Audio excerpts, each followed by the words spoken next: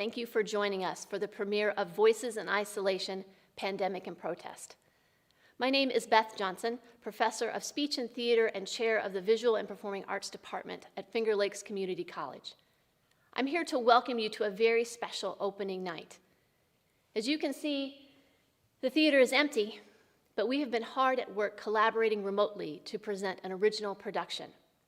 In late spring, the call went out to writers and composers for original monologues and songs that expressed individual experiences during this challenging time.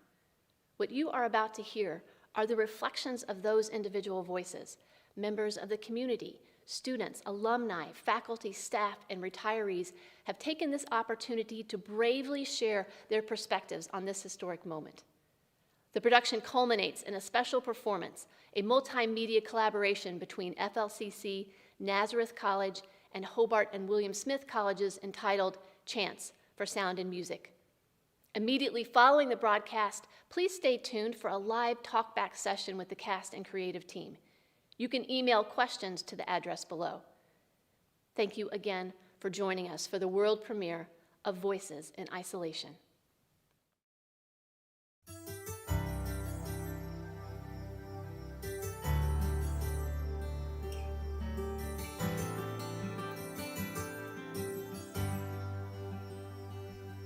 We see a world that is hurting. We feel the pain of so many souls. Yet in the sorrow of this time we live in, there is a light making us whole. It is the light of 1,000,000 people, giving their kindness and helping hands. There is a light shining in this darkness, so even apart, together people stand. There is a light in the darkness, there is a calm in the middle of the storm.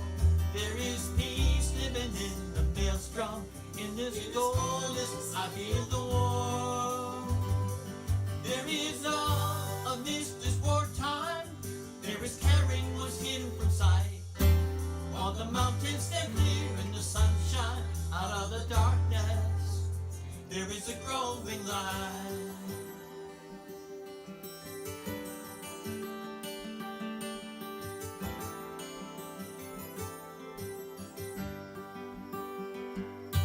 See a soul that is burning. We feel the pain in so many ways.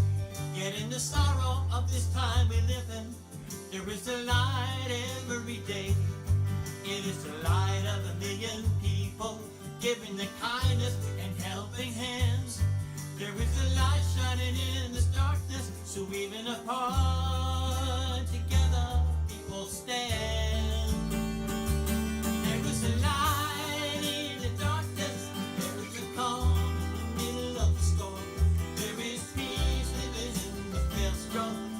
In this coldness, I feel the warmth. There is love amidst this wartime. There is caring what's hidden from sight. While the mountains stay clear in the sunshine, out of the darkness, there is a growing light. We are together, not alone. We are together, not alone. We are more together. Together than alone. We are together, not alone. We are together, not alone. We are more together than alone. We are together, not alone. We are together, not alone. We are more together than alone.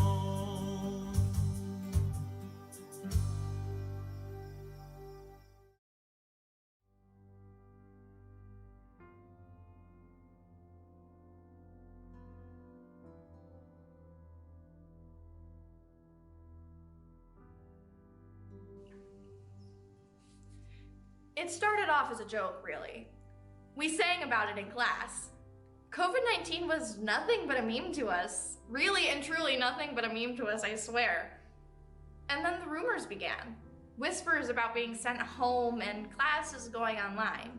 There wasn't really any credit to them though. No one really believed them. Then one day, we all went to classes and teachers began giving the talk. The college wants us to start making plans, they said, in case we have to go online. As we discussed last class, things are going to be different after spring break. But the semester will go on, and I, like all of your other instructors, will keep teaching. We just ask that you keep being the great students that you are. Since everybody said they wanted to keep meeting as a class, we'll do that. All you need to do is pay attention to my announcements on Blackboard, and I'll give you directions for meeting virtually. So we'll meet after spring break every Tuesday and Thursday from 11 to 12:20, just like our class time is now. I was in the auditorium when it happened. My group on Snapchat, my roommates and mine, was blowing up. We were going home. It was official. I remember spending the rest of the day crying with my friends, just breaking down. I remember continuing to cry the rest of the night when I got back to my dorm room. It looked like I wasn't going to be able to finish college. I was so mad. School was going beautiful until COVID-19 came and ruined everything. First it started as a joke. I came into school thinking it was not that serious. Hi class. You may have heard that spring break has been extended by 1 week. It's true. I'll be in touch on Monday or Tuesday after the break with lots of options so that you can finish your semester successfully. Spring break is extended? I need my things. I lived on campus, and a good half of my clothes, pillows, blankets, all of my schoolwork and books were there. After a month or so, I really missed my clothes. Spring break came and I got fired from my work because they said I had COVID, but I didn't. Pay attention to the invitation for our class meetings, Tuesday and Thursday, 11 to 12:20. We're now using WebEx, a video sharing platform. I'm sure you'll be able to navigate it, since I have been. I seen the news videos from people right from all states. At one point I saw a video of a man collapsing because he had COVID-19. And that terrified me. What really made me scared was when I heard the virus made its way to Rochester. Live office hours today, class. We can do this. Lately I've been out of energy, but I don't feel like giving up. There was a lot of false involvements and activity going on. And my friend went to class for 3 days and never came back and said it wasn't for her. Try it. You'll like it.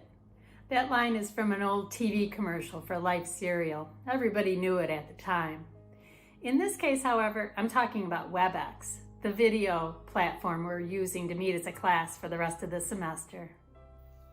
The whole world was thrown into chaos, and the first thing to go was the toilet paper.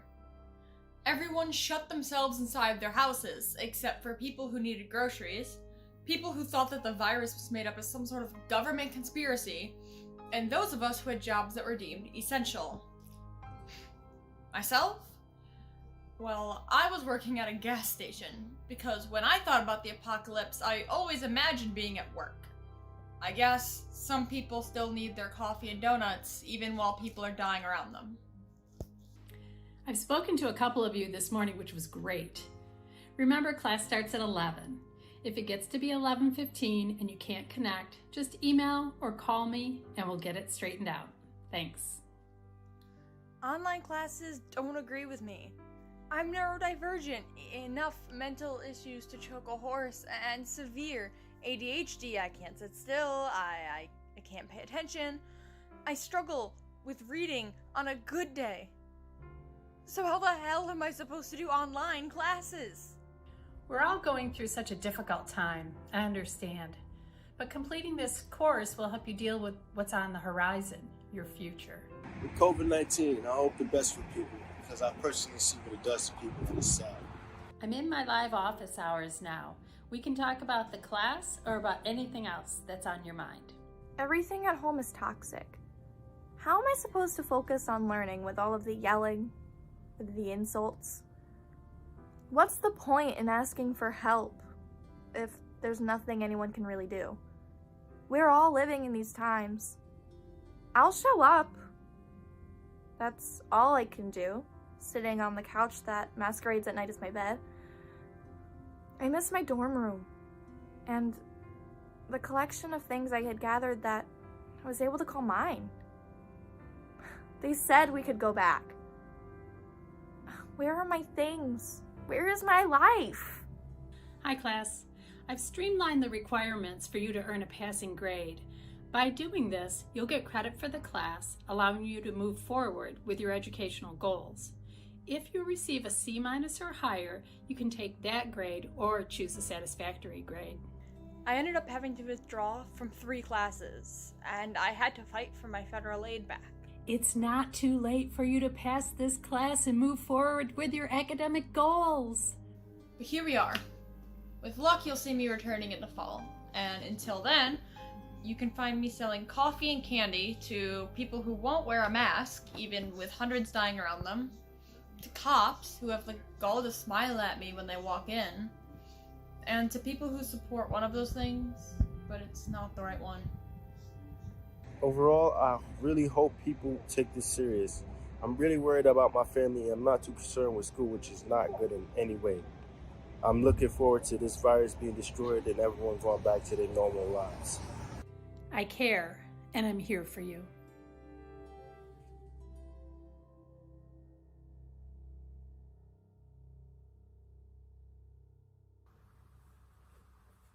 This whole thing happened really fast. One day I was in school, and the next day we had to stay at home because of this virus that came from China. It's spread all around the world, and my parents say that there's no cure for it, and a lot of people have died from it. Now we're all in quarantine, which means we stay at home and away from each other. I really don't like quarantine. It's not fun when you can't go anywhere. There's a lot to do at home, but for me, there's just so many choices. I don't know what to do. So sometimes I just do nothing. And since they closed school for the rest of the year, now we have to learn from home. I don't like it. I like school, and for me, it's easier to concentrate in school rather than doing everything at home on a Chromebook. I miss my teacher. And I'm upset that I can't see any of my friends. I can only text and FaceTime my best friend, but it's not the same. I was in 5th grade, and now I'm missing out on my last year in elementary school. I'm missing the end of the year picnic, saying goodbye to all my teachers, field trips, visiting the middle school, and my last father-daughter dance. As much as I don't want to miss out on all these things, it's okay if it means less people get sick and die. That's why I don't understand why people don't seem to care. We're supposed to stay at home as much as possible. And if we do go out, we're supposed to wear face masks to protect each other. Sometimes my dad has to take us to Walmart, but we stay in the car while they put groceries in our trunk.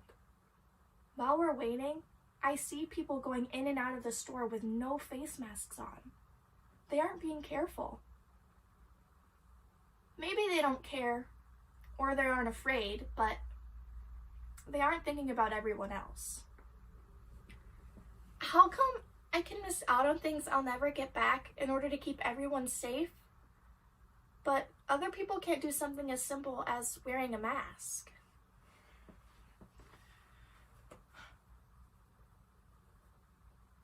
I wish coronavirus was never a thing.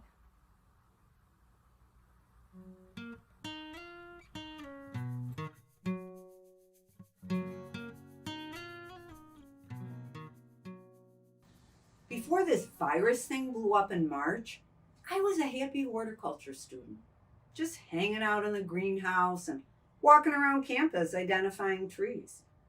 After 35 years at a desk job, it was like a blast of freedom. Then in flies COVID-19, worse than a spring ice storm. All classes online. Are you kidding me? I came back to school to hold the earth in my hands, not watch it on a monitor. This is where I should say I'm lucky. And it's true. I had lots of advantages. I could stay at home, I had money saved, I have great internet and lots of space. And I have a lot of quiet. Maybe too much since Mark died. But still, I was a total grouch those first few weeks. Once I finally figured out that I should schedule some time out every day, I felt a lot better. And in April, I tackled this yard. I pruned bushes, yanked out weeds. I even pulled out these monster saplings with my truck.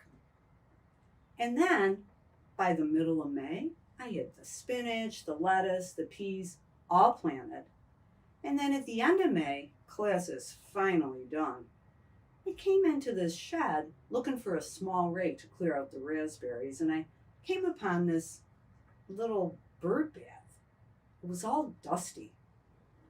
My friend had given it to me a while ago, my friend Bonnie, because she knew that I was really stressed out after my husband's diagnosis. I was all work. Watch some birds with your husband, she said. I've always loved gardening. I never had time to look at birds. I rinsed off the bird bath and set it next to the shed where the hose is. I do know enough about birds to know that I'd have to change the water a lot. So I filled up the water, and then I came back in a couple of days, and no poop, so no birds, and the water was down just a little bit, so I filled it all fresh.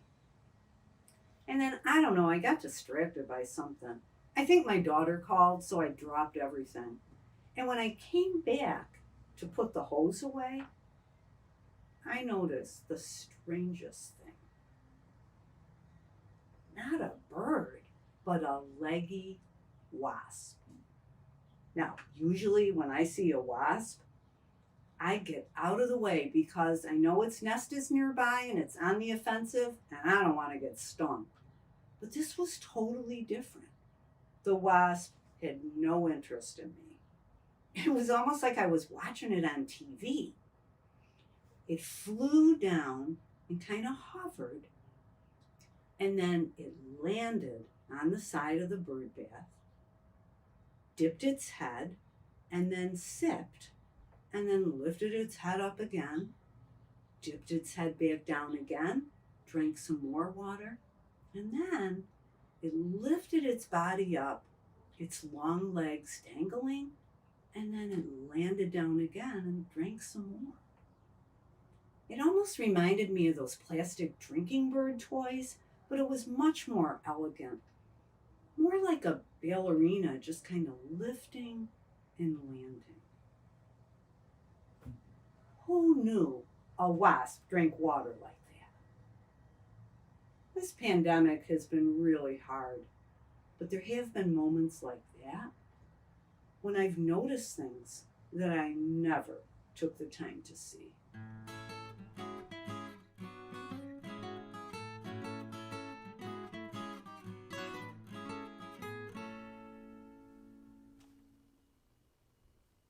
My name is Jim, and I'm a TV-holic. If that's a thing. If not, it is now. I live alone, so I watch a lot of TV. I love watching TV. TV is my go-to recreational activity. And with the onset of the quarantine, I've been able to exercise this hobby even more. I want to be clear, I don't consider this an addiction. I am a connoisseur. And I'm not a fan of that stuff they put out now. I think procedurals are boring, and I don't watch reality shows.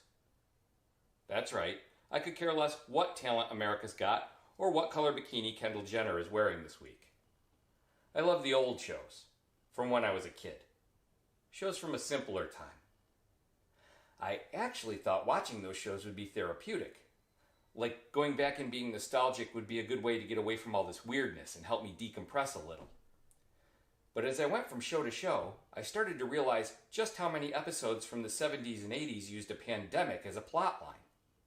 MASH, MacGyver, even Magnum P.I. All had stories with some type of quarantine. These were episodes I clearly remembered, but when I'd watched them before, I must have glossed over the idea of the epidemic.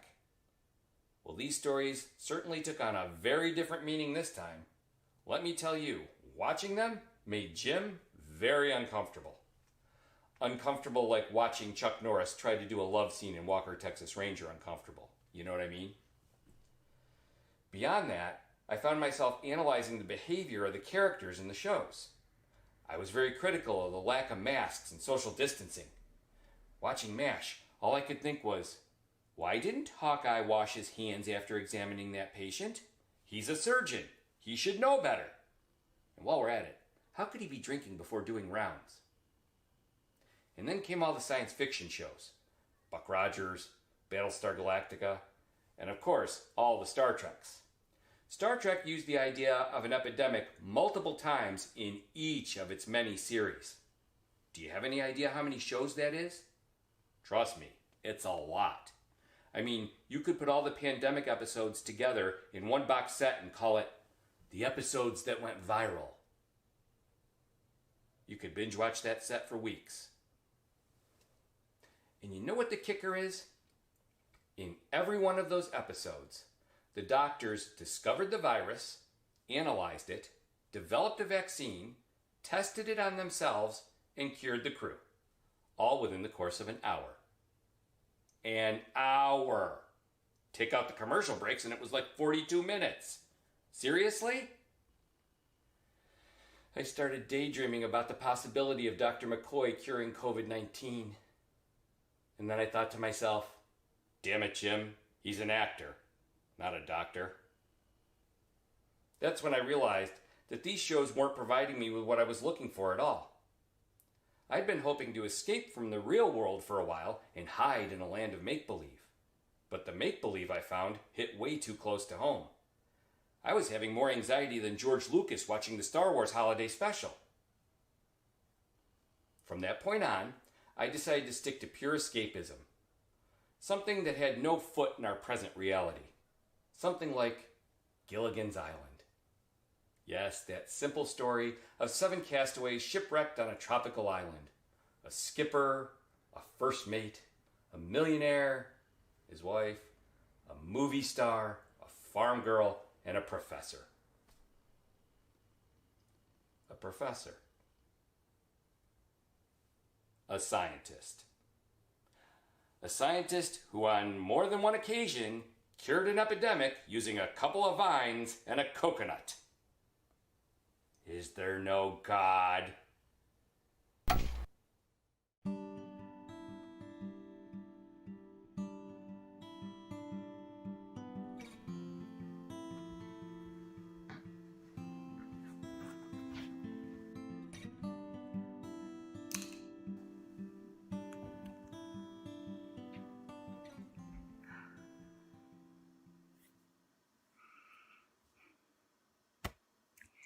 Happy birthday, Sophie. I'm so sad I won't get to see you today for...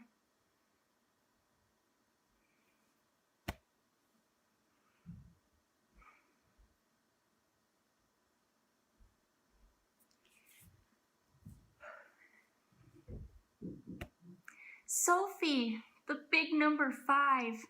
Soon you'll be off to kindergarten. Daddy's gonna set up Skype tonight so I can watch you blow out your candles from the hospital. I can't believe I'm gonna miss your 5th birthday.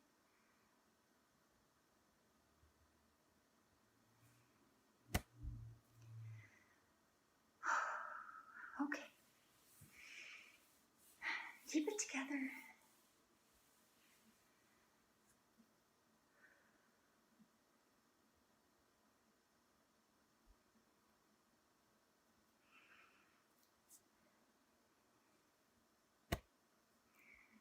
Good morning, birthday girl. I wanted to leave you this message before I head off to the ward. It's gonna be a long shift, so I won't be back before you go to bed.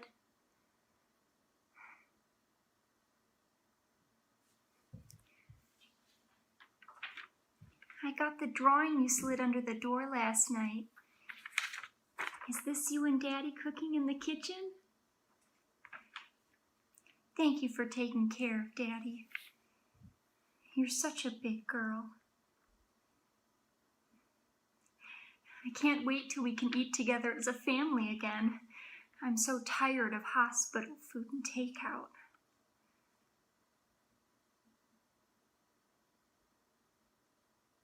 Sophie, I know that it's hard to be separated in our own house this way, but this is what we have to do to keep you and Daddy safe right now. As soon as this sickness is gone, I'm gonna throw that door open and kiss you 1,000 times.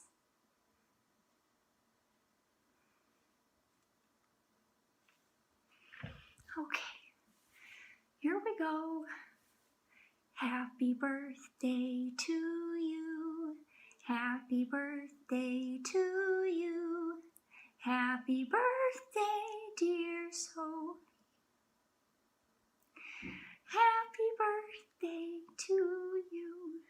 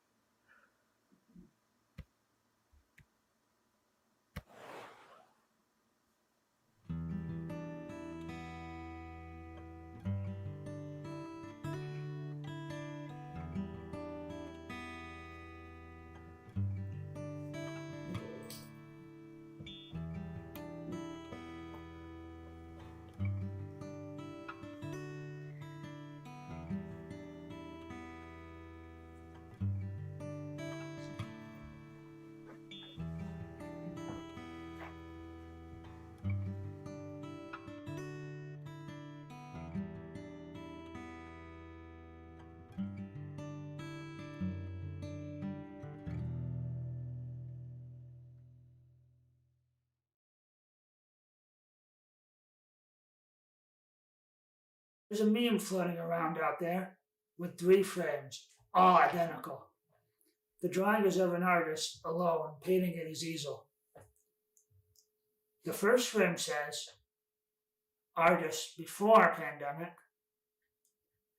The second frame says, artist during pandemic. And the third frame says, artist after pandemic. The implication, of course, is that as an artist, my life is supposed to be unaffected by all this. Wrong!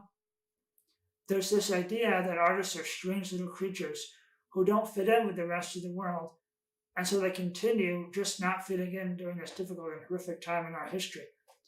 There's an idea that artists need to suffer in order to create, and so, hey, this should be the perfect time for our creativity to soar. Pain begets beauty, right? The more pain, the more inspiration. The more inspiration, the more work. The more work, the more beauty. It does sound like perfection, doesn't it? And for the first week or two of isolation, I thought the same thing. I'll get up every morning the way I used to before art became a business for me. I'll create things I never created before, step out of my comfort zone, and really soar. But you know what happened? None of that. Life went on. I taught my classes completely online. I organized my studio so that it was neat and clean in preparation for the massive influx of creative ideas coming my way. You know, because of the suffering. Most artists I know are just people. They're not characters out of a biopic weeping into the arms of some unknown and forgiving and supportive partner. They don't escape to a shed in the woods, a loft in Soho, or a pond at Walden to do their work. And every artist I know has both ears. We're people. People who worry about their kids and get angry in traffic when they hear through the grapevine that Walmart got a new shipment of toilet paper in. We're people who wait for inspiration with bated breath, and when it doesn't come, we just paint anyway. We don't wear smocks, French berets, and smoke French cigarettes. We're people doing our work, just like you.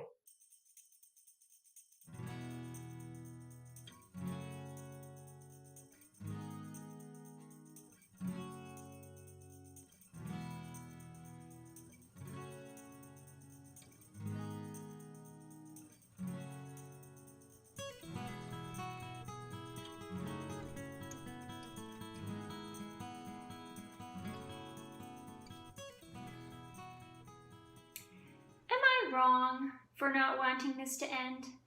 For enjoying New York on pause? Don't get me wrong. I get that people are out of work and can't pay rent.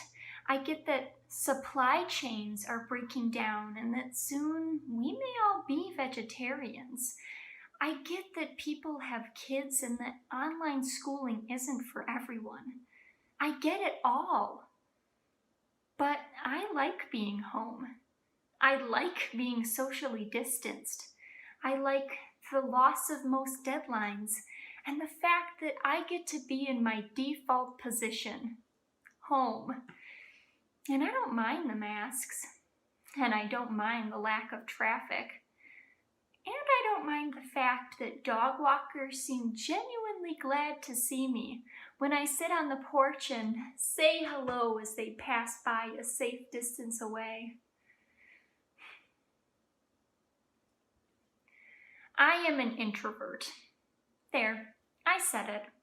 Out loud. And I'm not going to apologize for it anymore. For so long, I've been teased for being shy or quiet. I've been bullied into attending social events I wasn't interested in. Gone to parties because it was expected of me, even if I'd rather bring a book and find a quiet corner than try and keep a conversation going with someone I'd never see again. Sometimes I really envy those Regency heroines who are allowed to retreat to the library during a ball. So yeah, this whole quarantine thing, I'm more than okay with it. This is my perfect world.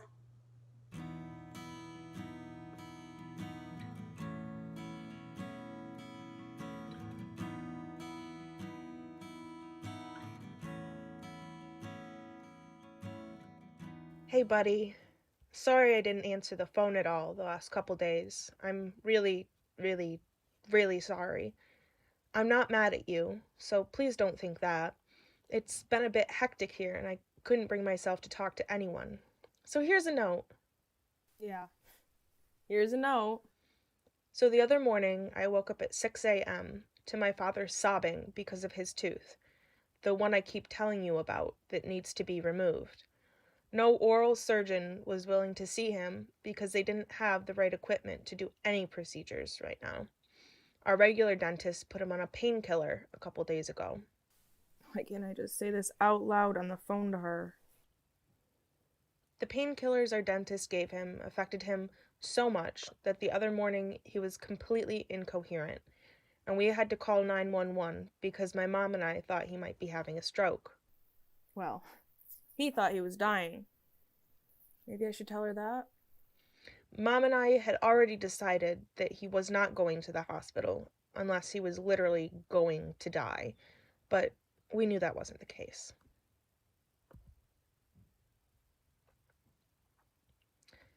The ambulance came, and only 2 of the 11 people came into the house, even though none of us had left in the past 3 weeks.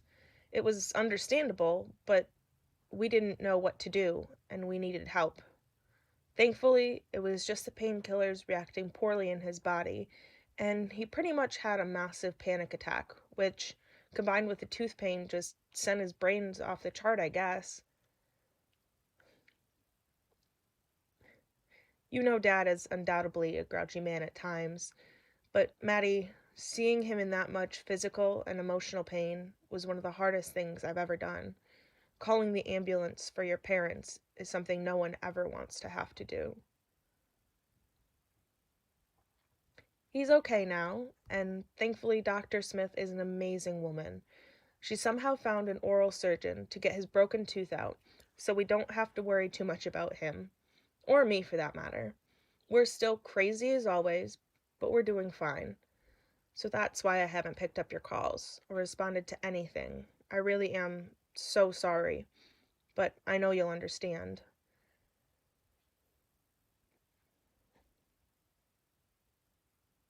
I just thought of something else before I finished writing this out. Something the EMT said really stuck with me, and I thought you'd get something out of it too. He said, Times right now are shitty, no doubt about it. But the only way through this is together. Anyways, I'm really sorry again. But I still love you, and you're still my best friend. Call me after you read this. I'm better, so I promise I'll pick up this time.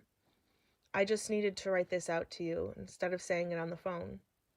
Keep your head up, and I have the biggest hug waiting for you once this is done.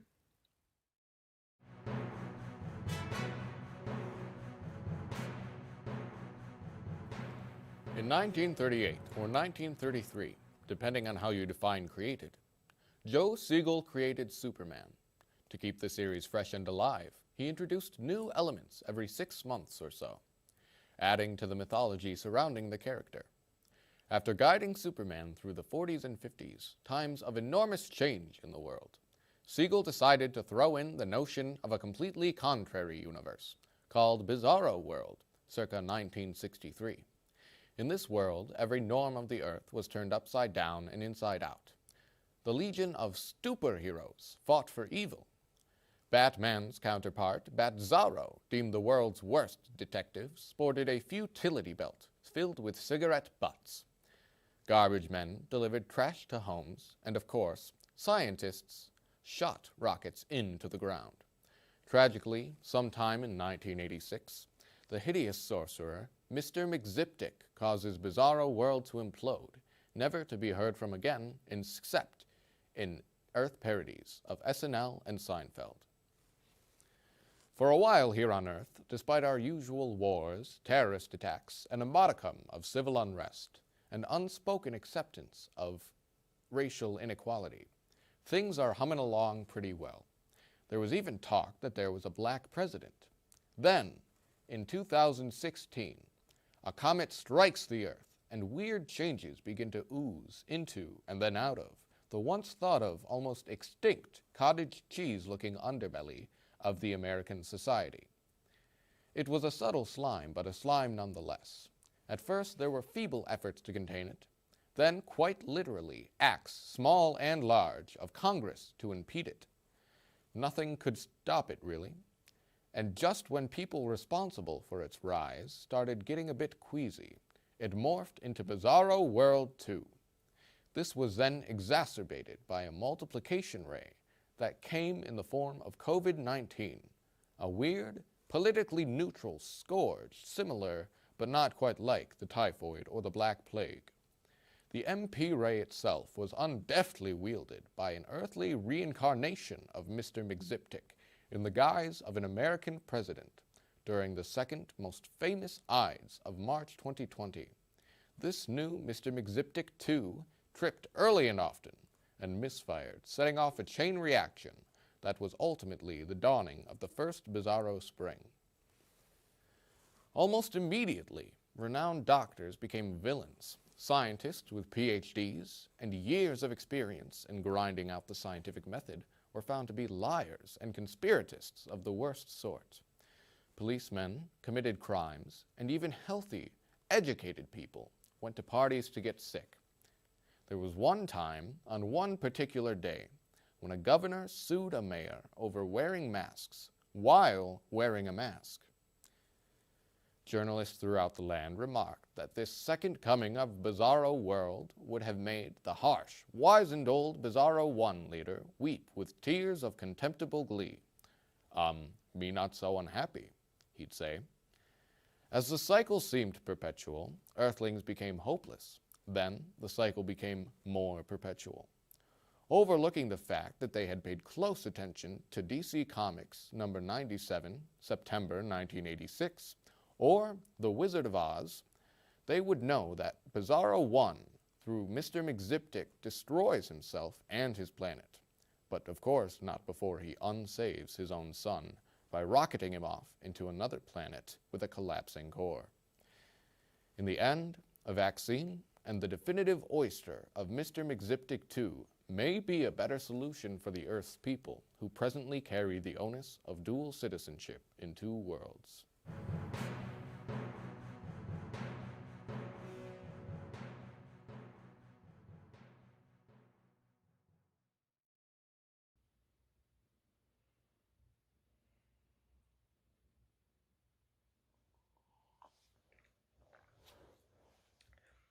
Remember when you were in high school and you learned about Rome?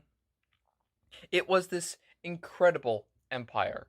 They took over the known world and ruled for 500 years.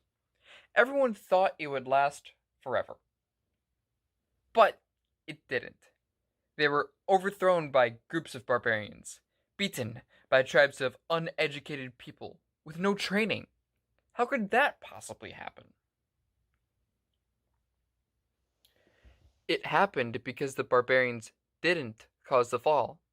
They merely took advantage of the opportunity the Romans gave them. You see, the Roman Empire rotted from the inside out. The government forgot what its purpose was. Instead of serving the nation, the leaders became corrupt and served themselves. You know, you have to wonder if the people living then could see it happening.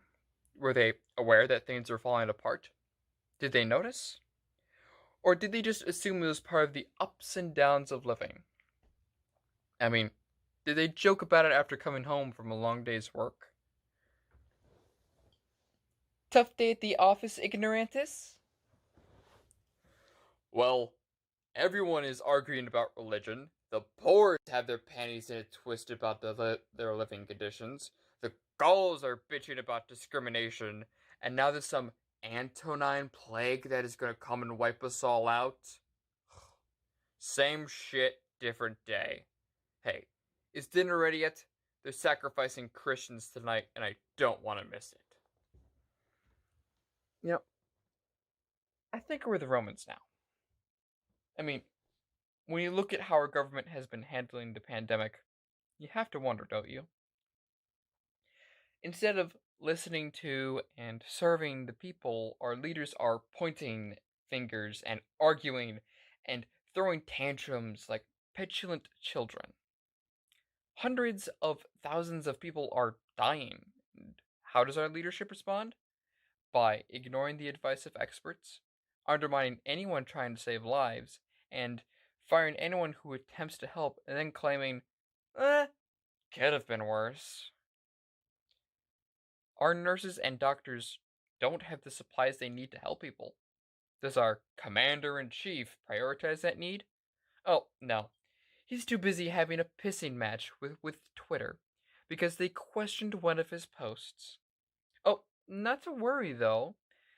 The president has assured us that we're all going to be fine, and that this is all just a hoax. No one is really dying. It's all just fake news.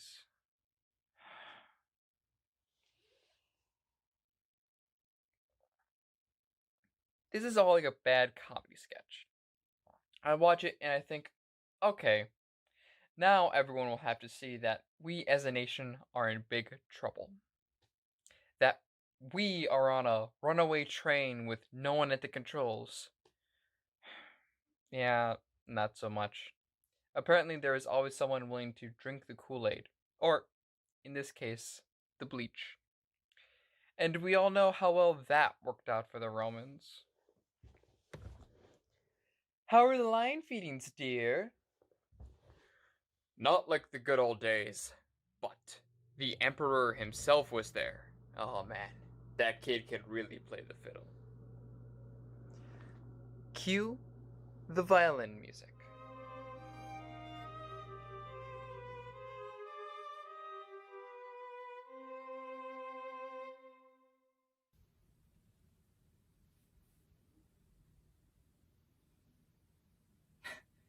How am I? How am I really? Well, simple answer would be that I'm still here, for the most part. But honestly, nothing feels right. Not right now, at least. The world is in disarray, and being a witness makes it no better. But that's not really how I am. I am catatonic.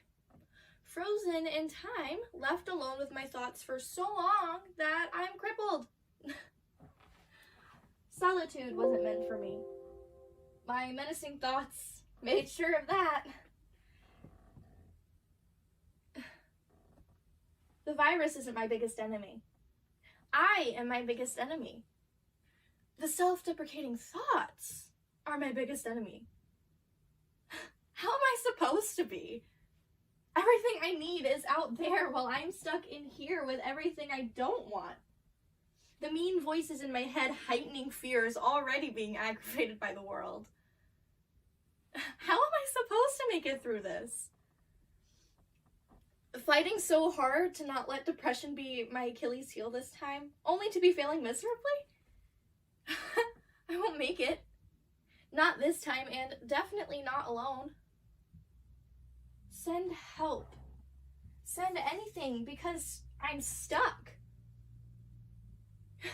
Mentally, I'm where I was when this started. I hate it here. Here, I'm no one. Here, I'm exactly who my demons expect me to be. A vessel for them to parade around and ruin. I'll be in ruins when this ends. When it's over, they'll leave again, and I'll be left to piece me back together alone. Again. I know this is for the best, to save my life, but if I make it, I won't feel saved. I won't feel anything because I'll still be stuck inside. Inside a mental void I have no idea how I escaped before. Where's the map that leads me out of this? Out of isolation. Isolating my physical self from my mental self is painstaking work, but I did that to be able to survive this. Now, how do I piece me back together?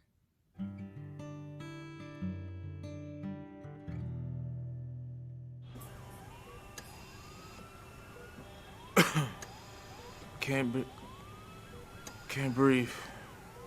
It's been days. I can't breathe. Been sick for so long. I can't breathe. Stuck in bed. Can't move. At home. Now here. I will. I hate hospitals. Don't trust doctors. Spent my whole life trying to get away from them. No, I can't. Probably won't leave. I can't. Mama, I can't. Mama went first. Got here a week later. She lasted 9 days on the vent. How long do you think I can last? Mama, I can't breathe. Maybe I got it from her. Or at work. Please. Doorman. I speak to so many people. Everyone. I can't breathe. I'm afraid. I can't. What if? Please. What if I gave it to her? Mama, I love you. I can't do nothing. I couldn't live with myself. I can't breathe. Please. Please. Please tell my family. I can't breathe. I love them. Can't. Is it time? I cannot. Okay, it's time.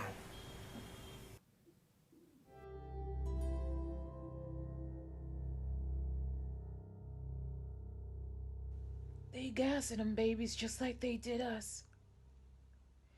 Throwing them down, kicking them, arresting and sicking dogs on them, just like they did us.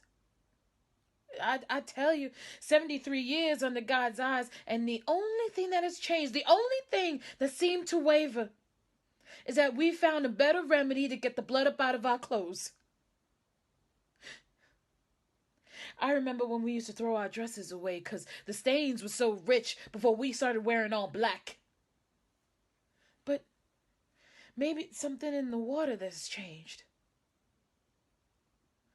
Oh, I noticed the trees growing taller, making it harder to hang folks. Black body repellent? My Lord.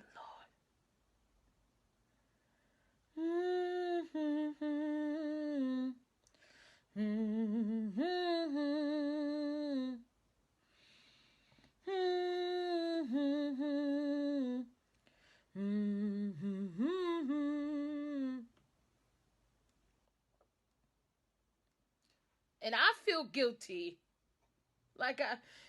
We failed these babies. We handed them a curse and a blessing at the same time without teaching them to smile on the account of God's promises. I reckon it was passed down to me like it was passed down to my mama. I can still hear the licks and horrible screams from when I marched with King and prayed with Malcolm. And it's not only in my memory, it's on that there TV screen too. I want to spiral and speed up these civil bones and hold a line and plant my soul on solid ground. I want to fight. And I ain't mad. I ain't pissed. I ain't even tired. I'm black. A Negro, a woman, a mother. Grandmother rocking hard and steady, praying for these babies because they gassing them just like they did us. Some days I feel like I'm 17. I feel young and angry, but closer to freedom. I feel like I'm watching my friends be murdered all over again.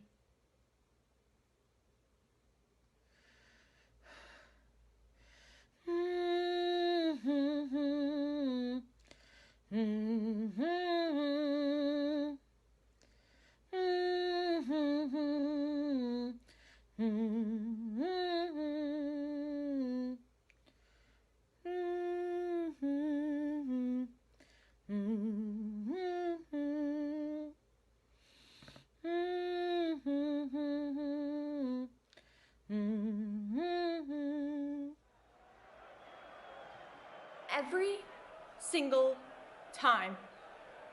It's the same every single time.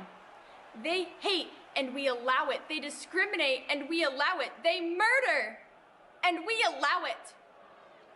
We allow it every damn time, and it only perpetuates the cycle of hatred, growing worse and worse every generation until the way our society functions banks on the hatred and on the bigotry. We allow it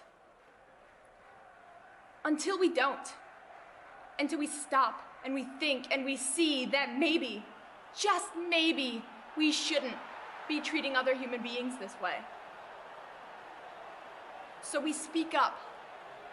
Please stop hating these people. Please stop killing these people. Please stop harassing these people.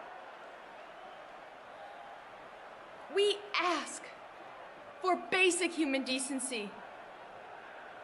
And we're the bad guys? Because somehow it's easy for you to ignore because of your privilege. Because you've never experienced discrimination. You didn't grow up watching television and seeing very few people who look like you. To have a love, a fear of love, so ingrained in you that you'd rather be dead than be yourself. To know that no one has your back because friends are hard to come by and the police and the whole damn system are built to keep you down. How is that easy for you? So we plead, desperate. No one listens. Those who are capable take to the streets. They make signs and chant and demand change. Remember, the first Pride was a riot led by a trans woman of color. The pleas turn to orders. Stop now. Change now. Kindness now. The shouts cannot be heard any louder. National coverage, local protests, big protests, signs on the streets and signs in store windows, and still, no one listens. How do you scream and beg louder than at the top of your lungs and from the bottom of your heart? Actions speak louder than words, so when they don't listen to our words, we must take action. We can't change history. We can only change the future. This isn't over. Do not stop fighting.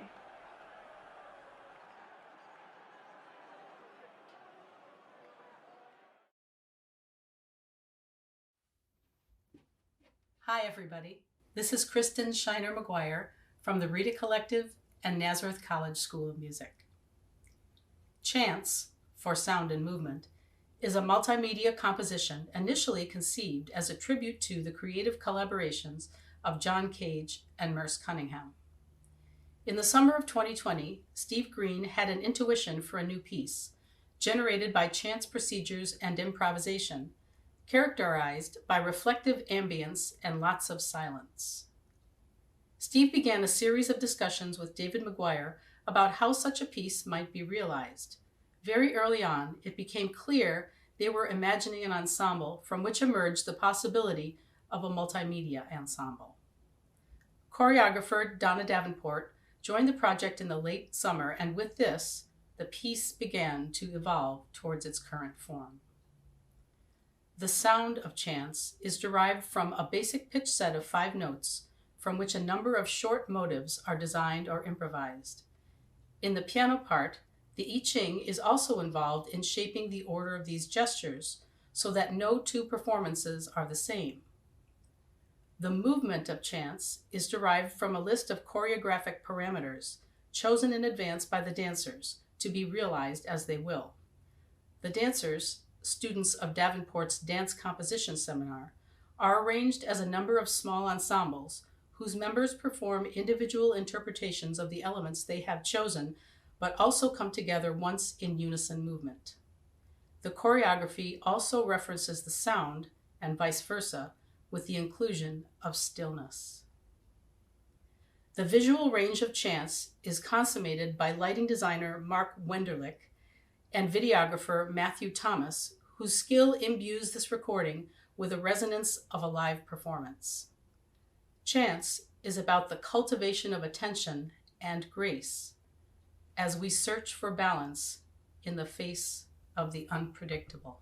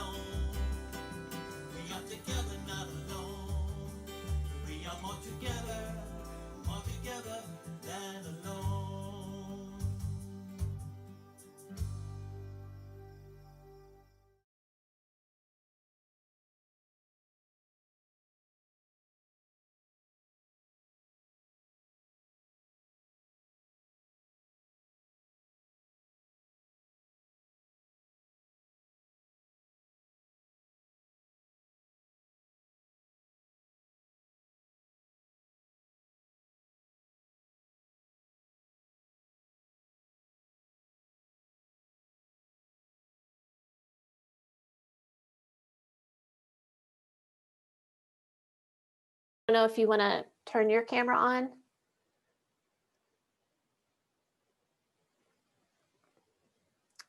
And when I see us come up on the YouTube, make sure your YouTube is muted so you don't get an echo.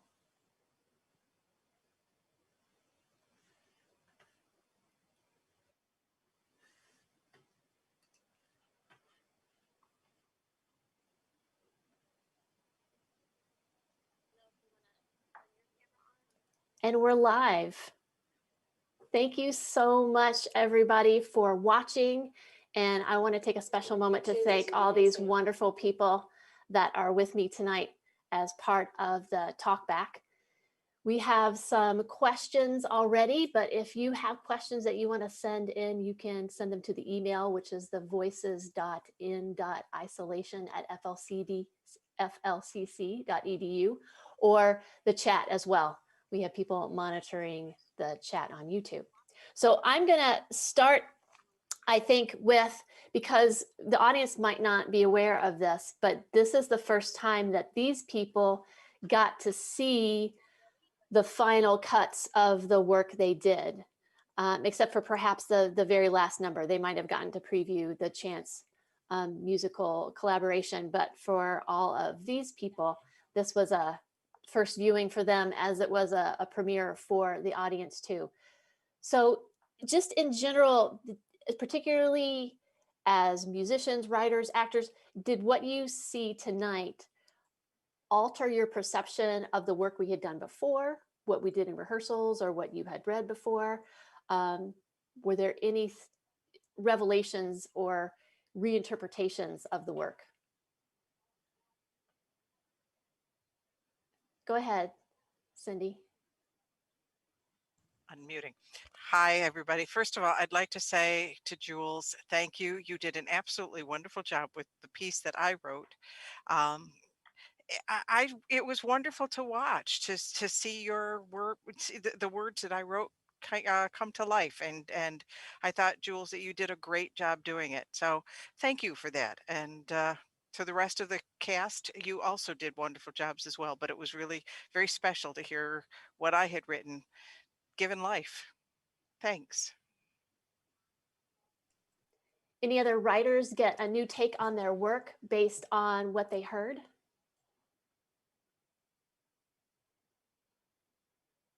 Or I'm going to pick on Barb, because Barb wrote and performed her piece, but didn't see sort of the cut with the edits in there.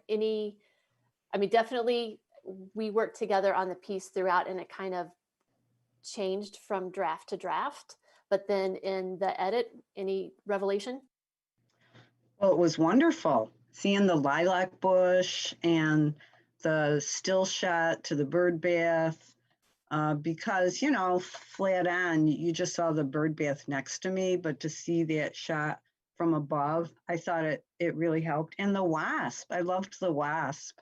It was just really exciting to see it. It was a fabulous job. And then having Jim's piece come after with him inside of the TV, that was great.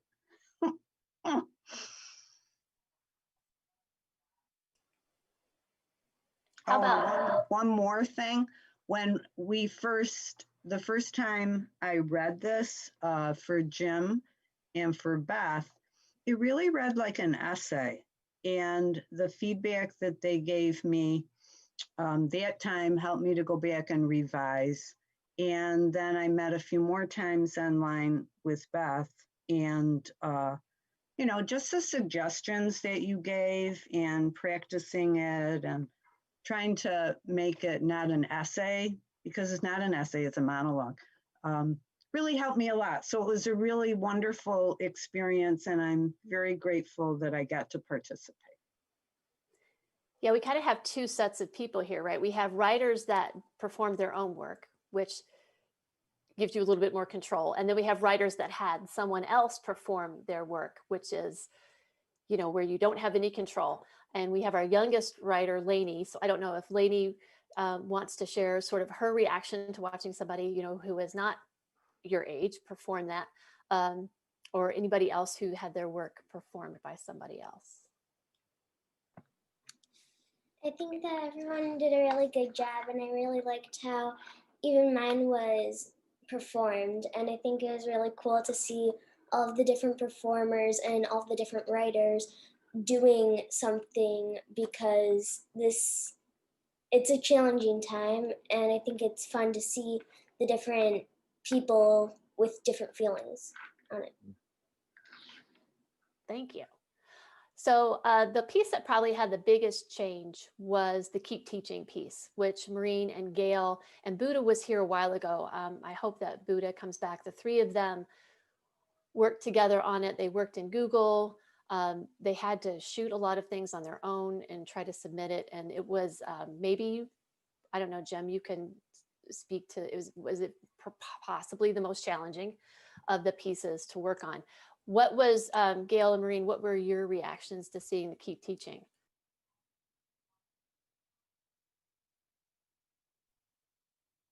I just thought it was so effective to see the students' points of view interspersed with mine. And I thought that seeing Buddha in New York City, where he filmed some of his pieces, it just gave that just such a great contrast. But seeing hearing the actors put so much emotion into it, you know, the stuff that students are and were and are really going through, versus the teacher who's like the cheerleader and trying to keep it all together. I just thought all the contrast with those three was great. And Jim and Jeff did an awesome job putting it all together. I think from my end of it, it was really neat. Like I remember reading, like seeing it through the first time, with like the edited together, the three of them. And the way it intermingled was really cool. And obviously all the editing was exceptional. And a lot of like, we can read the lines, but all of the legwork comes from Beth splicing it together and everyone who was working on the editing. Like that's where like all the real magic happens with a scene like that. So thank you to all the people who went into making that as awesome as it was. Because all I did was sit there in front of the camera and read these lines. Most of them. Some of them went to Julia, and Julia did a wonderful job with what she was given, saying she was sort of given it like the day of. So she was wonderful, and everyone was wonderful, and I'm really happy with how that one came out because it was just different than most of them. Thank you. Let's talk to the musicians for a moment. I'm sorry, Jim, I saw a finger. Did you want to say something? Well, I'll just comment on what you asked, and then there is a question in the YouTube chat if you want to go to that at some point, so you let me know. But that particular piece in this larger show that was all collaborative as well, that piece was the most collaborative in some ways because Jeff and I were working on it. Beth was directing and inputting. Footage was arriving all the time and things would have to be reshot and different people would shoot different takes from different angles. We added Julia in at the 11th hour. And it continued to morph right up until the last minute and became something, I think, a lot different than what it started as, but it still had the same, it achieved the same goal that I think you were looking for. So that one was kind of interesting to watch from where we were. A little bit stressful too, but because it was all coming in so late, some of it. And you let me know when you want the question from YouTube. Yeah, I saw that question. That was actually similar to one that came in earlier, but we'll start with the one from YouTube. If you want to go ahead and read that one, that'll be great. The question is, for people who have never performed in front of a camera, did you have to get used to the camera being right there?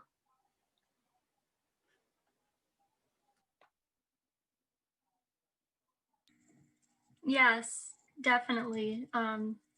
I've only ever done things on stage, so working on focusing on one single point and a very small point at that was very difficult to get used to, especially in a short amount of time.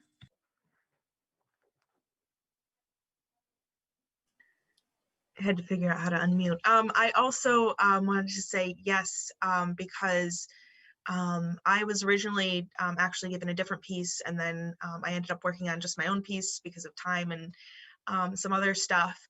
But when we were staging it with the cameras, Beth and Jim really had to work with us and say, no, you got to put the camera here, you got to put the camera here. And it was a whole new learning experience, kind of, because, you know, with acting, you can kind of, everyone sees you from the angle and you know what angle they're seeing you from, but then you have to think about the lighting and the different camera angles and what they can and can't see. And so it was a very fun experience though, to see what came out with everything and how we worked together. a couple of the actors, Jason and Daniel, got to film in our studio on campus in the TV studio. I wondered if either of you had any reactions to what that experience was.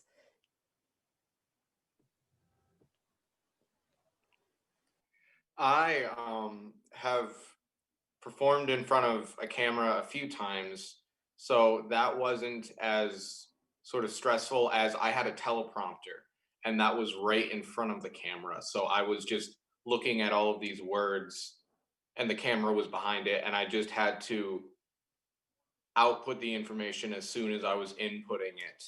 And it was a very new experience, kind of learning how to say something as I'm reading it. How about you, Jason? It was definitely a experience. I've never been in a studio like that before with all the cameras. Felt very professional, and I had a great job with the project, and I'll be willing to do it again. Thank you so much. Let's shift over. Oh, go ahead, Daniel. Were you waving? No. Okay. I'm getting a few texts on my phone of people asking how to ask questions. If you want to remind people how to do that again. Sure. So you can email questions to the Voices in Isolation email, or you can put them in the YouTube chat. So if you're watching this on YouTube, which presumably you are, you should be able to put those in on the chat there. Hopefully that will help that. So I wanted to talk to Tom, and we have 4 people here that were part of the collaboration at the end, and slightly, different projects. And I wish Christian was here, because Christian is a music student at FLCC who wrote a lot of the interlude music that played in between and did an amazing job at creating these, nice mood, soundscape transitions for us that we got to use and really, really helped fill things out for us. But so Tom, could you maybe talk about this song that you created? How did you come to it? Was it something you had before or something that you created for this in particular? Oh, thank you, Beth. First of all, I'm very, very pleased to be working with such a fine bunch of people. This has been really wonderful. Sometimes music inspiration comes to me at the strangest times of day. I don't know if that's something that others of you have experienced, but this one started at 5 a.m. on an April morning, and I woke up with the refrain already playing in my head. So, like I have learned to do, don't try to go back to sleep, get up and start writing. So that's how that germinated, so to speak. Thanks. So this is something that you did before, right? And then when you saw the call for music, you had this already? Or did you see the call and then this came? I don't remember exactly. I think it was around the same time. I think I had started it. I don't remember when the call was, but this song was begun. I wrote down April 29th. I don't remember when you first sent out the call. I think it was kind of kismet. I think that was generally in that same realm. So thank you so much for sending it, because it was a great way to kind of get us started. It's been a pleasure. Thank you. Thank you. So we have Kristen and Dave and Steve and Donna that are here representing 3 different colleges. And you had this amazing multimedia piece at the end. And there was a lovely introduction to it that explained the concept. But I'm kind of curious as to how everybody was able to work remotely, both across campuses, but in the studio. I mean, can you give us some insight into how you guys worked? For me, it was particularly wonderful because the initial idea involved chance in putting things together without having any idea of how they're going to look when they are finally put together. And that's how Cage and Cunningham often worked. So I think we got the idea a little bit before we heard about the call for Voices in Isolation, but it seemed like a perfect fit. And I've worked with Donna before, and she's brilliant. And I've worked with Steve before, and he's great to work with. So it was a really good opportunity to do something creative because, like, so many of the, vignettes referred to, you can feel very isolated and just like sort of, just hanging in midair and cut off from everything. And so all of a sudden we weren't cut off from everything. And Donna was great working out all the, particular protocols for making it possible to get even a small number of bodies in the room at the same time. But I had not seen, the beautiful movements that the dance students came up with before we were there. And I had not played the music with the other two musicians before we actually played it. And it was different both times that we played it. So it was really fun. And, if there can be sort of a tailor-made exercise for this kind of a situation, just the way the design of the piece seemed to work very well for the situation. Yeah. I think there was one thing that was the initial instructions that I came up with was make something that has more silence than sound, yeah, and more stillness than movement. So with that, everybody kind of went off into their corner and started working off of that. So it's kind of cool, and especially when Donna brought in the lighting designer and everything. Yes, yeah, Mark did a great job. Yeah. So you let people be at their creative best. Yeah. Yeah, so I just wanted to add, especially because I'm a choreographer, that I did not act as a choreographer in this production. This was actually an exam, and one of the wonderful things, the silver linings of the pandemic, is that creative people solve problems, right? So I wanted my students to have a live performance as an exam in the composition course. And so when Steve and Dave and I were talking, it all just came together. So I came up with a movement score in much the same way that David came up with a sound score. And then the students actually, they choreographed their 10 minutes, and Steve essentially gave me the challenge of working with stillness. And so there was a lot of stillness. And that whole idea of voices in isolation came, as Dave said, afterwards. And it was just perfect fit. I mean, everything, it's like the universe was in sync with us as artists. And that's a strange paradox in this horrible time. Well, I really appreciated it. Because it was a wonderful finale, and the boxes on the floor, because when I was laying out for my theater movement class, right, I created these boxes on the floor to keep people socially distanced. And I really liked, the four corners where the musicians were and the people in the boxes with the masks. And I thought it was a kind of a visual representation of a lot of the things that the writers wrote about. So it was it was wonderful. Thank you so much. I want to circle back now and give some of the actors that didn't get a chance to talk already the opportunity. This question came in about sort of, what new insights do you have as an actor now after going through this process? So I'm going to pick on some people that haven't talked yet, like Arthur and Henry. First to unmute goes. I can unmute you.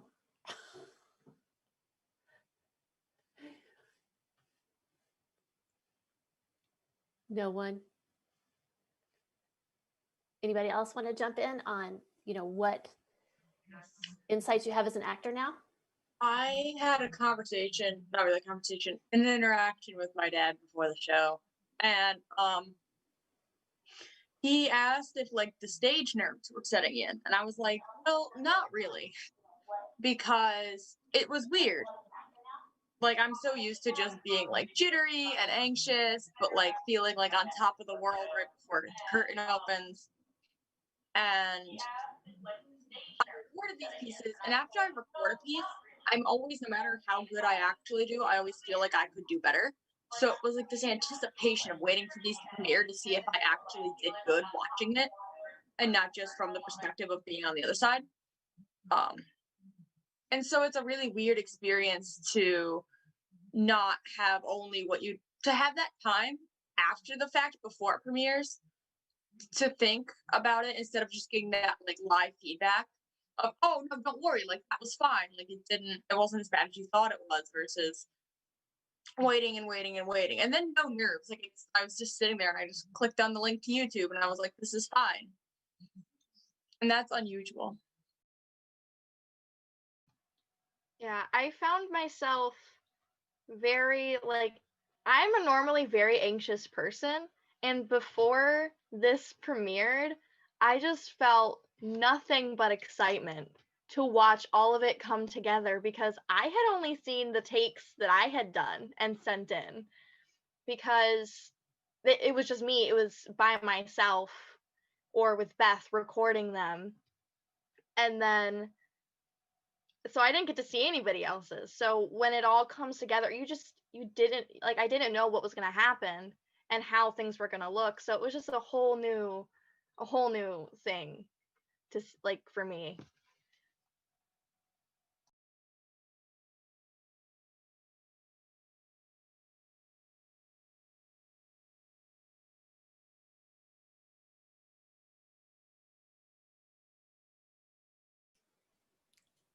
There it goes. Okay, I was having trouble. It would not let me unmute.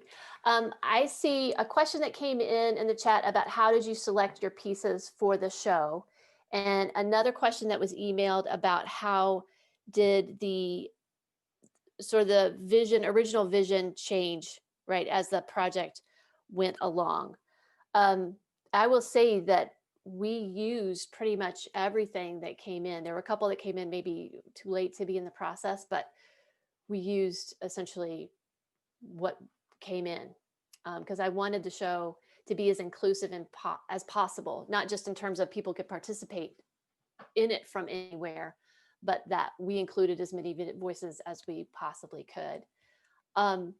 Jim, do you want to start and maybe talk about from your perspective how the project might have shifted as we went through? And then I could talk about it as well. Well, it took on a life of its own in the sense that as people submitted work, and the work was, of course, when you put out a call, you expect a certain type of thing because you have a concept in mind of what you want to do with the show. But then because you have all these individuals with original ideas of their own, and these things come in, the project morphs over time, and it actually takes on a life of its own, and it grows by all the people who are involved in it, which is kind of a really interesting aspect to this type of production. And Julia was mentioning even that, you know, she had only seen her own takes. And when you work in a vacuum, it's very interesting. It can be rewarding, but it can also be very eye-opening when you see other things. So again, when the concept started, I think the show started in one direction, mainly for these voices that were isolated in quarantine. But as the situation over the months changed, and as people started to submit work, the project changed laterally in a lot of ways. I don't know if that answers it. Yeah, and for me, when I was first thinking about this in the beginning, I was like, all right, we have no idea what the fall is going to look like, because I knew in March, right, that things were not going to be the same in one way, shape, or another.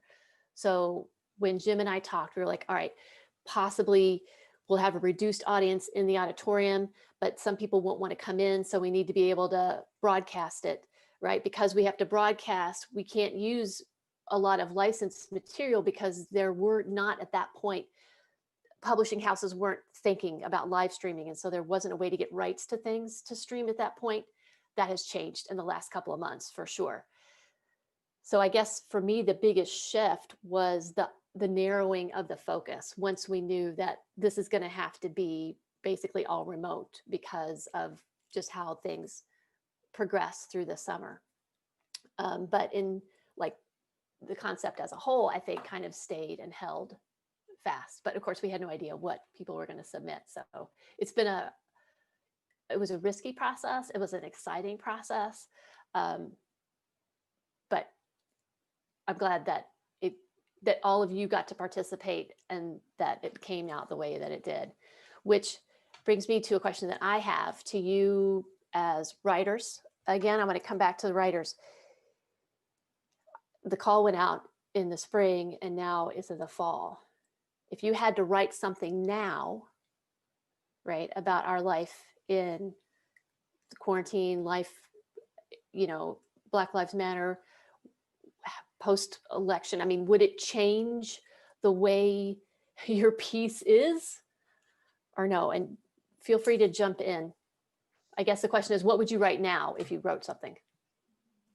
I feel like if I were to be asked to write something again, it would read almost the same way. I feel like there obviously, like, I could have edited what I had if we had like a bunch more time to work on it than we actually had.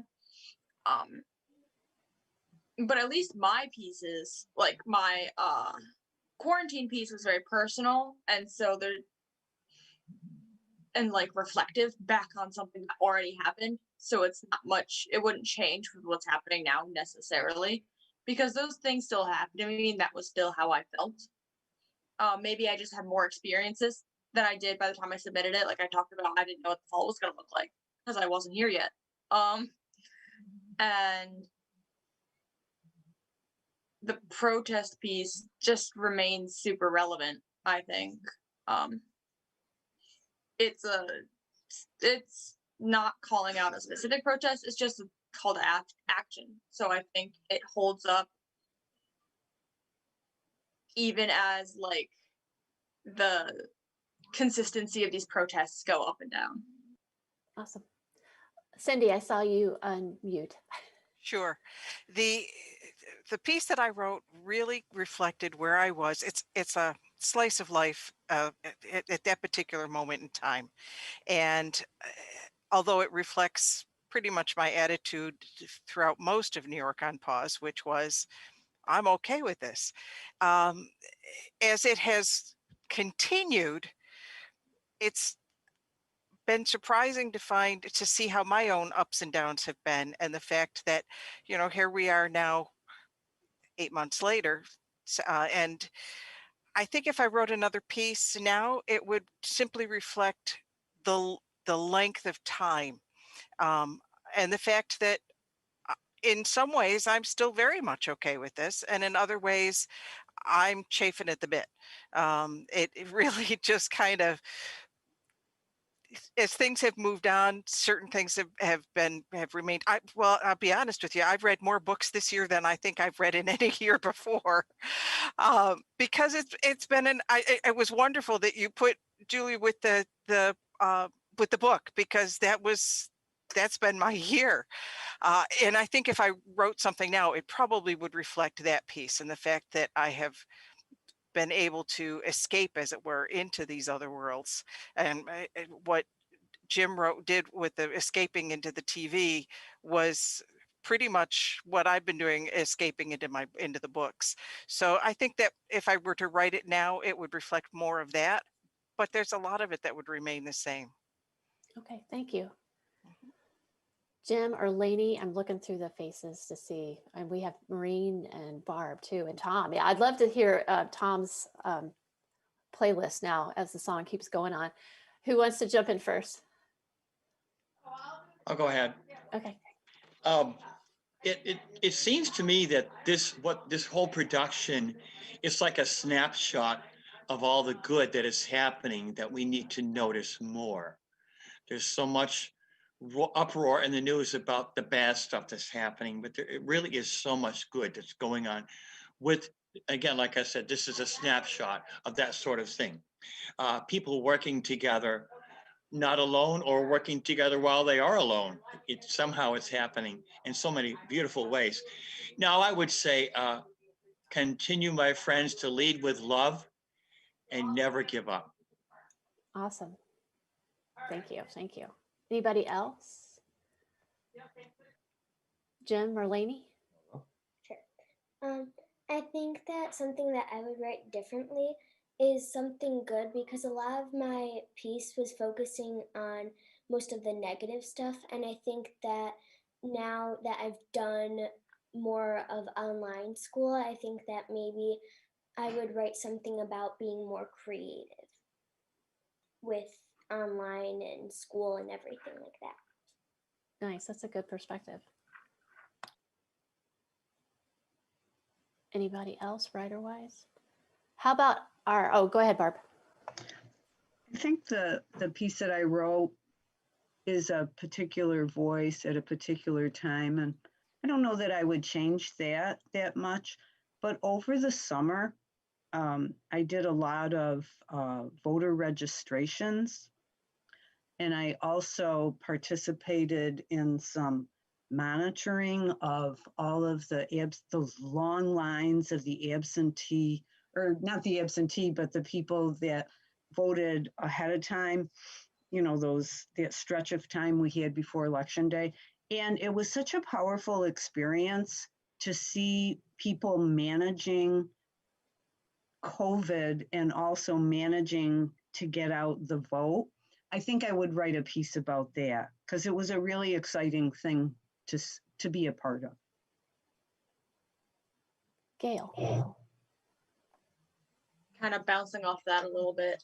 If I were to thinking about Election Day and how it lasted a week, if there was one thing I would want to include joke wise, because a lot of these pieces were really heavy, and I know you talked at least to me about that quite a bit, how a lot of pieces were really, really heavy, and so where we could find any levity, we needed to use it. I feel like if I could now, having already had months more of experiences, I saw this one joke on Tumblr between when I wrote that and now that said how quarantine this year and how the flow of time is gone. We have no concept of time anymore. And it was January, February, March, April, May, June, July, August, and then September, October kind of slowed down a little bit. Then you get to November 1st, November 2nd, November 3rd, part 2, November 3rd, part 3, and I would love to have included that joke, because whether or not you're a political person or sitting on the edge of your seat waiting for election results or not, that flow of time, I feel like, obviously the separation from society and social distancing and all that, but that idea of just losing this whole year, I don't know what happened to it, it's gone, but that would be, I think, a good joke for one of us to have included. I would have, if I could rewrite it. Awesome. Go ahead, Jim. I just want to say there's a lot of very kind comments in the chat, and I'm not going to go through them, but I wanted to thank the people who commented. But one struck me, which was, it was interesting how the randomness of elements became so cohesive. And I thought the same thing as I was watching it tonight. We're in the box. Jeff and I and Beth are in the box because we're at, yes, literally. I think I'm Mrs. Brady. We don't get to see it that way. Then when I sat back and watched it tonight, it all fit together because we're all in the same situation, just differently. So it worked out that way. I wonder how it's going to be to reacclimate when things tend to go back to normal. It'll be interesting because I think we've all gotten used to this in some sense. We've all adapted. Even if you think you haven't adapted, you've adapted in some way. The fact that you were able to write or perform in this shows that. So it'll be interesting to see how this progresses forward. And maybe we revisit, with each other, if nothing else, toward the end of this and see how everybody felt. But I thought it was an interesting comment. Beth, did I see your hand? Sorry, Beth and Abbott. Well, I was just gonna say, it's crazy that because we went into this semester, this is my second year at FLCC, and we went into this before COVID and everything, thinking, oh, we're gonna do a musical. This is gonna be great. Main stage production in the fall. We're gonna do a musical, and then COVID hit. And when she first announced that we were doing this show, I was kind of bummed, and I was like, but I wanted to do a musical. Why are we doing this? And I didn't, it didn't really sink in that COVID was going to be this impactful, and we were going to be in this situation on, say, November 19th. But I also think that it's been such a crazy experience because I wrote my piece when we were halfway through, maybe a month ago. We finalized everything. I sent in my stuff kind of late. Sorry, Jim. Um, but I also think it's cool because like my aunt who lives down in North Carolina has been texting me because she was able to watch this. And I think that this was wonderful because if we had done a main stage production of a musical, my aunt down in North Carolina would not be watching our musical right now. And I think that even though there are negatives in you know, with all this, and it's such a different way of seeing things. I wouldn't have written, I wouldn't have performed in this way. I would have never met.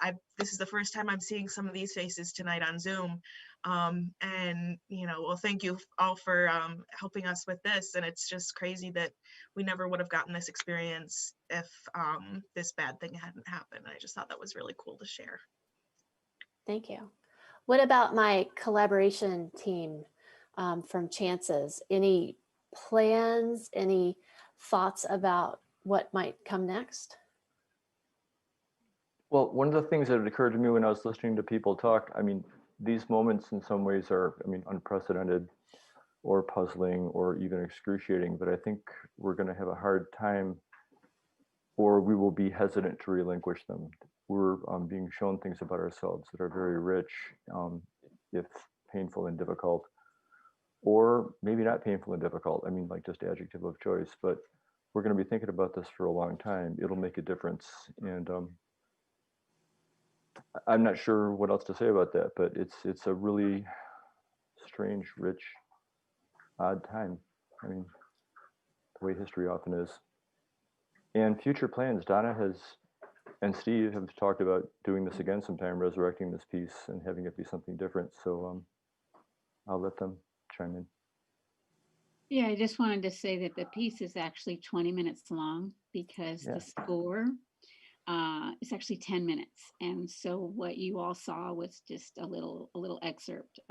We put 4 minutes with 4 minutes, and just so that it wasn't too long. So I've actually seen, as of a few hours, the whole thing. So I think Steve has some ideas. He's sort of our producer. I worked as a writer actually of the score, and I was not a performer, but I felt it live, and it was actually a highlight of my whole semester. It was extraordinary live, and you know, it just yeah, it was just amazing. So I'm definitely interested in whatever Steve is thinking about, but I think it would be for the whole thing, which is probably around 22 minutes long. You know, I think we're going to in Rochester through the Little Theater, we're going to stream it, and Donna has talked about potentially somewhere down the road of redoing the piece, and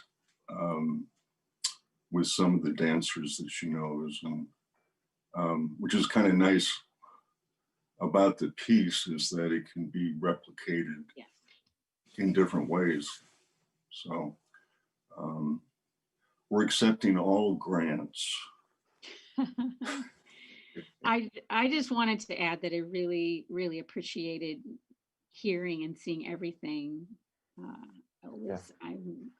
I'm grateful to be invited, and yes, I worked in the theater all my life, so really moving monologues, and just really grateful to be a part of this. So thank you everybody. Yeah.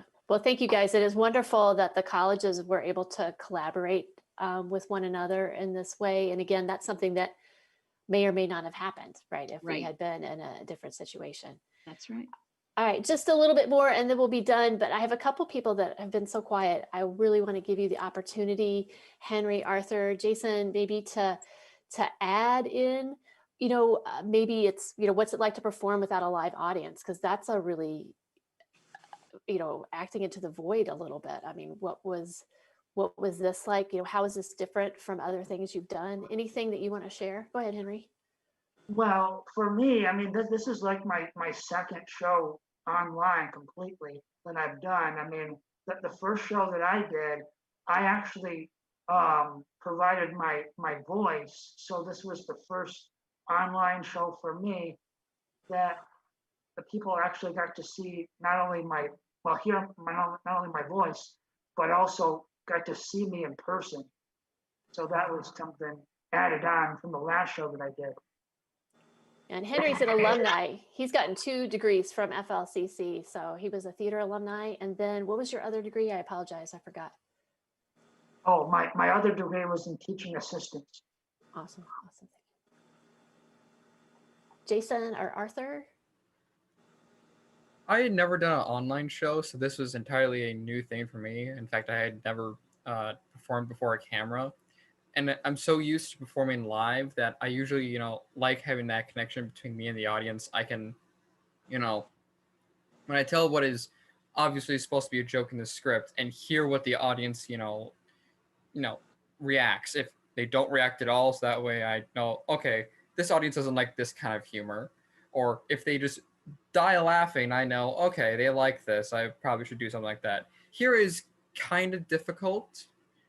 And it's also, since I was working mostly with myself, and the most contact I had with, Beth and Jim was through emails and all that fun stuff. And it wasn't that instant kind of, hard to describe, but just kind of like instant, like, we work it out like in the moment, but instead we kind of work it out over a period of time. And so, for a few recordings, I was, doing my own thing, and like, which I think tonally, if I remember correctly, like I Decline was different. It was a lot more like, serious. The character was a lot more like a, for lack of a better word, a jackass, this, kind of pompously just, describing the situation to someone he saw as like, very much not as smart as him, and, in a sarcastic manner. Until Beth was like, okay, you got it. It works, but like, try doing it like as if, you were doing your best to explain it to them in a like somewhat nice manner. And I felt like that after doing that, it worked a lot better than like what I did before, which was quite nice. Yeah, the feedback loop was definitely delayed, right? Because sometimes they sent a take in and we looked at it and then we had to give them feedback, and then they have to say, or maybe like with Julia, I was on Zoom while she was recording, so I could kind of watch what she was doing and give her feedback, and we could do a number of takes. So we learned to do, like everybody, right? We've all learned how to do things in a different way, and from going to the grocery store to working to whatever it is. Jason or Daniel, anything you guys want to add? And then I think we'll wrap up. And I really appreciate everybody's participation, viewers and participants on the panel. I've did stuff like this before, with small skits with friends. As far as an audience, I'd rather it not be an audience, because as an actor, you try to focus more on the audience and trying to impress them. And, you risk not being able to get the lines out right. And so you have to redo it again in front of people. I'd rather just do it in front of a camera and, do the editing. I feel like without an audience, it made it easier. Okay, thank you. All right, if nobody else, I'm gonna give the mom pause here and wait to see if anybody else wants to say anything. But otherwise, I'm gonna thank the audience so much. Thank you for your comments. Thank you for watching and participating. I have to give a huge thank you to, Steve just jumped in. I'm Steve Dupre, one of the writers, is joining us at the last moment. I really have to thank Jeff Kidd and Jim Perri for helping make this happen. It would not have happened without them in any way, shape, or form. And of course, with each of the writers, each of the actors and performers, you guys really contributed your voices, both on tape and, through the words.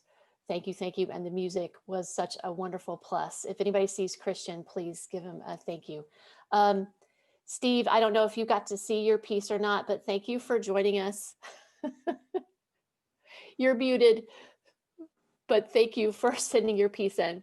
No, I just got out of a rehearsal and I thought I'd pop in and see if you guys were still chatting. Yes, we're still chatting, but we're just wrapping up. That's what I figured. Good night, everybody. We'll be able to come back and watch the show on the channel. The music department will be uploading video of recitals very soon. So we'll have lots of stuff. So please subscribe to the YouTube channel if you haven't already. Thank you. Have a wonderful night. Okay, bye-bye.